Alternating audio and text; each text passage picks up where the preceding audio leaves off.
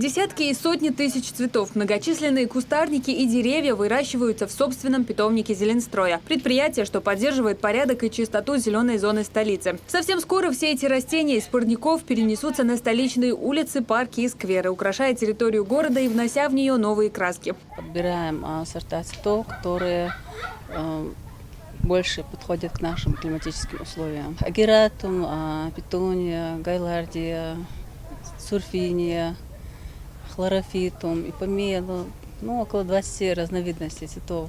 Активное озеленение города начнется с середины апреля, так как погодные условия в это время наиболее благоприятны. В этот период начнется посадка цветов по всей территории столицы. Сейчас же работники Зеленстроя занимаются посадкой деревьев и кустарников. Посадка деревьев нами уже начата.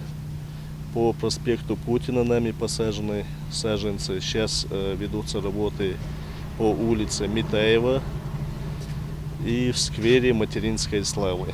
В этом году по поручению мэра города Грозного Муслима Магомедовича Кучиева мы собираемся посадить на весенний сезон более 200 тысяч цветов.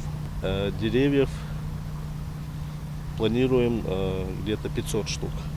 Помимо озеленения, на столичных улицах также будет проведен капитальный ремонт. Наладят электросети, освещение, приведут в порядок дворы жилых домов и детские площадки. В настоящее время ведется мониторинг именно всех улиц и тротуаров города Грозного в рамках проведения работ по ямочному ремонту и в дальнейшем по капитальному ремонту. Но эти работы у нас каждый год проводятся и в этом году, естественно, тоже будут проводиться. Кроме благоустройства дворовых территорий, мы еще будем охватывать наиболее посещаемые территории города Грозного. В данном случае 3 парка. Это парк Материнской Славы, сквер Ипподромный и вот эта площадь, которая находится перед нашей главной мечетью. Первый месяц весны в Грозном начался с массовой санитарной очистки города. В течение марта на территории столицы будут проходить масштабные субботники, в которых задействуют сотрудников всех ведомств и организаций, расположенных на территории Грозного. Санитарную очистку города работники Сурсада решили начать с территории своего предприятия. С раннего утра десятки рабочих трудятся здесь, приводя в порядок двор и прилегающую местность. Согласно объявленному месячнику, на сегодняшний день мы сотрудников вывели на субботник. Поэтому задействован весь коллектив. Также задействованы те, кто находится на территории, привлеченные, договорные. Все сотрудники нашего предприятия в данный момент задействованы на субботник. По завершении субботника рабочие делятся на группы и выезжают на свой участок. Сотрудники Сурсада разделены на дневные и ночные бригады. Таким образом, они круглосуточно поддерживают столичные улицы в чистоте и порядке.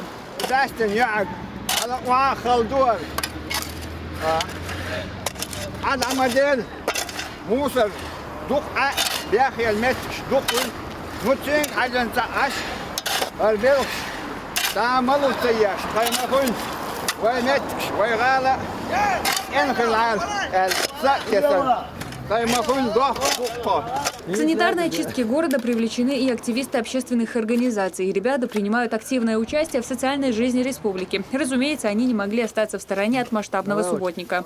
Мы сегодня организовали субботник.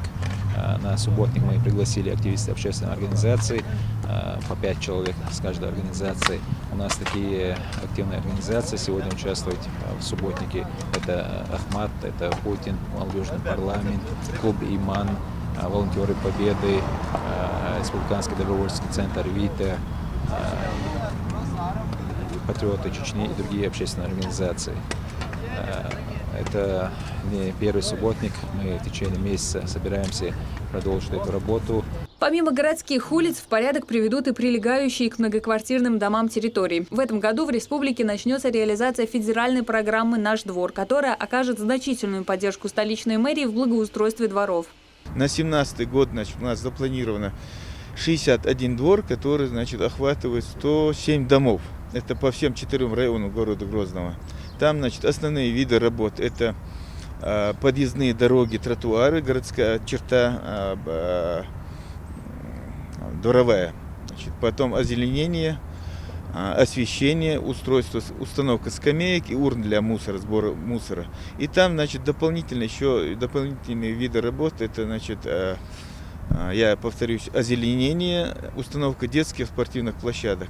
Всего же в столице республики ремонту подлежат более 400 дворов. Их благоустройство мэрия планирует завершить в течение ближайших нескольких лет. Работа предстоит колоссальная, но столичные власти заявляют, что не оставят без внимания ни один обветшалый участок. Хадижат Гугуева, Альберт Салаханов и Магомед Шатаев.